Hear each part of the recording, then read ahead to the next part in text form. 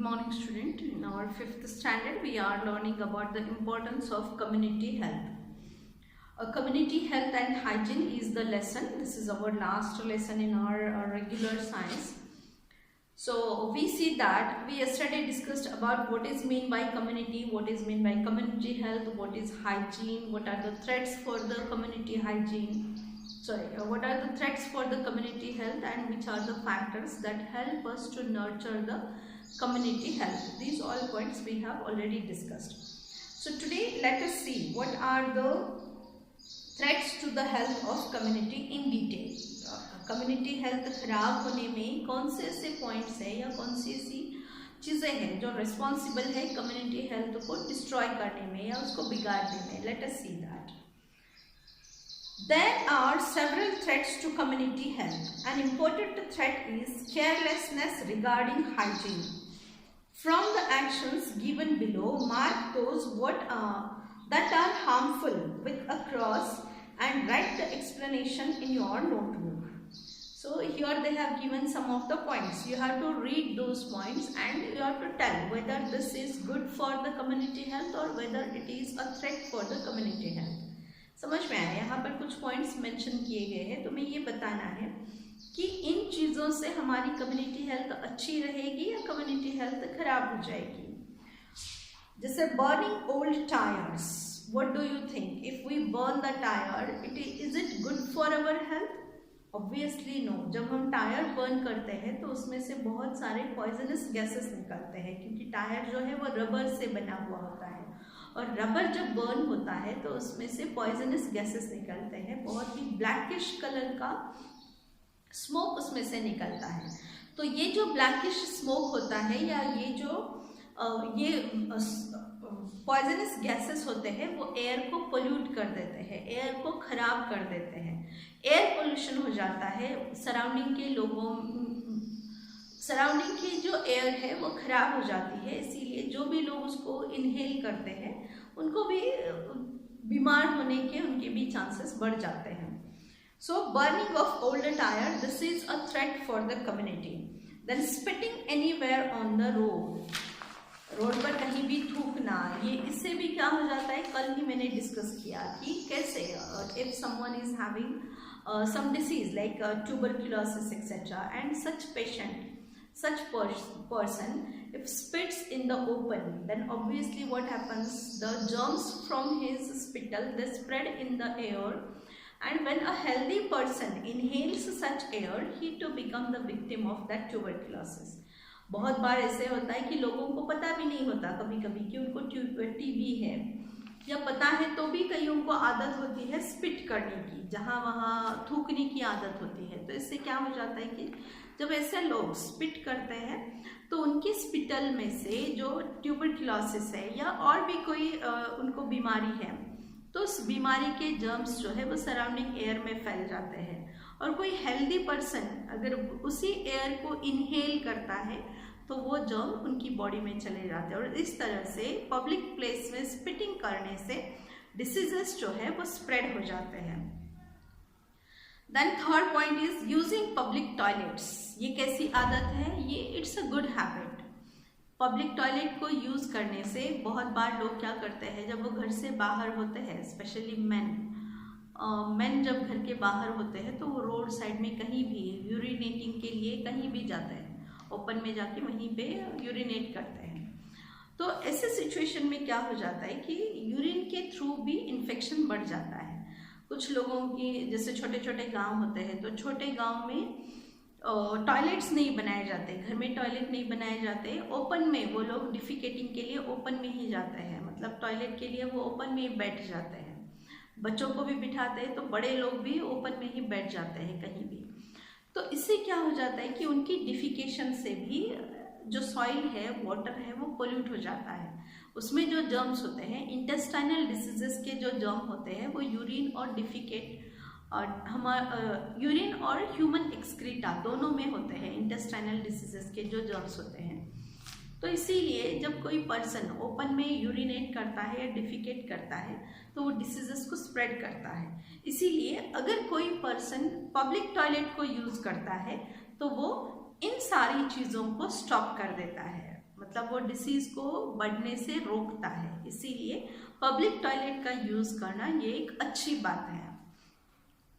Looking after domestic animals, yes we should look after our domestic animals, we should take care of their health. Following doctors instruction in case of infectious diseases, किसी को infectious disease है तो doctor ने जो भी सलाह दी है, doctor ने जो भी इंस्ट्रक्शंस दिए हैं उसको 100% उसको फॉलो करना चाहिए। ये एक अच्छी आदत है। Looking after domestic animals, this is also a good habit. Using public toilets is also a good habit, and following doctors instruction in case of infectious diseases, that is also a good habit. Washing your hands before a meal और snack, whatever, before we eat anything we should wash our hands, so that is also a good habit. Throwing the garbage from your house onto the road, this is a bad habit. कभी कभी लोग क्या करते हैं, अपना घर तो साफ कर देते हैं, अपना घर तो क्लीन कर देते हैं, लेकिन वो सारा कचरा उठाकर रोड पर डाल देते हैं, या फिर सारा कचरा उठाकर कंपाउंड, अपने घर के कंपाउंड के बाहर फेंक देते हैं, तो वो सारा क्या हो जाता है, सराउंडिंग एरिया में फैल जाता है। So we should do proper disposal of the garbage। जो भी गार्बेज हमारे घर में से निकलता है उसका प्रॉपर डिस्पोजल करना बहुत ज़रूरी है। आइदर उसको डंपिंग ग्राउंड में डाल दो, या बड़े से डस्टबिन रखे हुए होते हैं उसमें डाल दो, या फिर अगर दोनों भी नहीं है तो कहीं स्टोर कर दो, और टाइम टू टाइम उस एक्चुअली गार्बेज को, वेट गार्बेज और ड्राई गार्बेज अलग करना चाहिए। तो इससे क्या हो जाता है कि जब वेट गार्बेज हम अलग करते हैं तो उससे हम कंपोस्ट बना सकते हैं, मतलब उससे हम खाद बना सकते हैं, और जो ड्राई गार्बेज है उसको हम सेपरेट करके, सॉर्ट आउट करके, जो भी आजकल देखो सिटीज़ में क्या होता है कि गार्बेज कलेक्ट करने के लिए म्यूनिसिपल कॉरपोरेशन के व्हीकल्स आते हैं, हम उसमें दे सकते हैं। सो इन दिस वे, अगर ऐसा कुछ भी नहीं है तो कम से कम ऐसा एक डिच बनाना चाहिए हमारे खुद के घर के आजू बाजू में, जिसमें हम सारा गार्बेज जो है उस डिच में डाल दें, और फिर जब वो डिच कंप्लीट फुल हो जाता है तो दूसरा डिच, एक्चुअली क्या होता है कि जो गार्बेज हम उसमें डालते हैं तो टाइम टू टाइम हम उसको बर्न भी कर सकते हैं, लेकिन हमारे घर का कचरा उठाना, कूड़ा कचरा उठाना और रोड पर फेंकना, this is a bad habit. Now speak and right. Some important factors that are harmful for community health are mentioned below. For example, polluted water, malnutrition, etc. How each of these factors harms community health is given in the first box in front of it. Some suggested remedies are mentioned in the next box. Add other ill effects and remedies to the respective boxes. तो यहाँ एक कुछ ये दिया हुआ है, कुछ activity तुम्हें करने के लिए दी हुई है, तो इसमें तुम्हें क्या करना है कि यहाँ पर दिए कि हमारी कौन सी एक्टिविटी, उसका इल इफेक्ट क्या है और उसको रोकने का तरीका क्या है। Okay, so first I will read polluted water. Polluted water से क्या होता है, वाटर अगर पोल्यूटेड है, वाटर में अगर इम्प्योरिटीज़ है, वाटर अगर गंदा है, स्मेल आती है उसमें से, तो ऐसा वाटर उसको कहा जाता है पोल्यूटेड वाटर। और जो पोल्यूटेड वाटर होता है उससे क्या क्या होता है, कॉलेरा होता है, डायरिया होता है, फिर इसके बाद हेपेटाइटिस होता है। तो ये जो इंटेस्टाइनल डिसीजेस है वो मेनली पोल्यूटेड वाटर से होते हैं। तो उसके अगेंस्ट, इससे अपने आप को बचाने के लिए हमें क्या करना चाहिए, सेफ वाटर सप्लाई। एक तो जो वाटर हमें सप्लाई किया जाता है वो सेफ होना चाहिए, लेकिन कभी कभी क्या होता है कि जो वाटर प्लांट्स होते हैं वो सिटी से बहुत दूर होते हैं, तो वहाँ से लेकर सिटी तक आने तक कहीं कहीं पर जो पाइपलाइन है वो लीक होने लगता है और इम्प्योरिटीज उसमें फिर से मिक्स हो जाते हैं। इसीलिए जो वाटर हम ड्रिंकिंग के लिए यूज़ करते हैं, specially that water, we should boil that water and we should cool it and then we should drink. So supply of safe water, boiling the water for drinking purpose or adding bleaching powders etc. that helps to cure the to make the water clean and potable.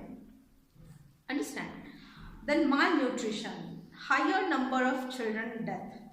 Malnutrition से क्या होता है, malnutrition मतलब जो nutritions हमारे लिए, हमारी body के लिए इम्पॉर्टेंट है। वो न्यूट्रिशन जब हमारी बॉडी को नहीं मिल पाता तब माल न्यूट्रिशन होता है। और जैसे देखो कुछ इसमें हमारे जो न्यूट्रिएंट्स का लेसन हमने पढ़ा तो उसमें हमने देखा है ना, कि जो बच्चों को सफिशेंट अमाउंट में ये नहीं मिलता है, न्यूट्रिशंस नहीं मिलते हैं, तो उनकी बॉडी की प्रॉपर ग्रोथ नहीं होती।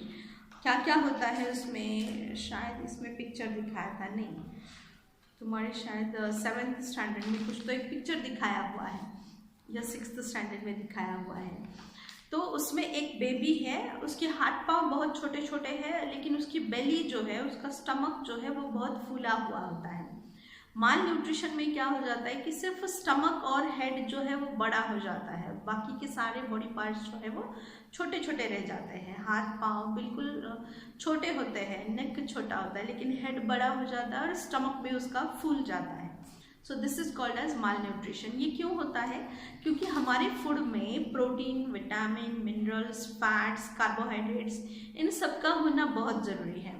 अगर इसमें से कोई भी एक मिनरल हमें नहीं मिलता है या कोई भी एक न्यूट्रिएंट हमें सफिशेंट अमाउंट में नहीं मिलता है या एक से ज़्यादा न्यूट्रिएंट अगर हमारे डाइट में मिसिंग है, तो ऐसे सिचुएशन में पर्सन या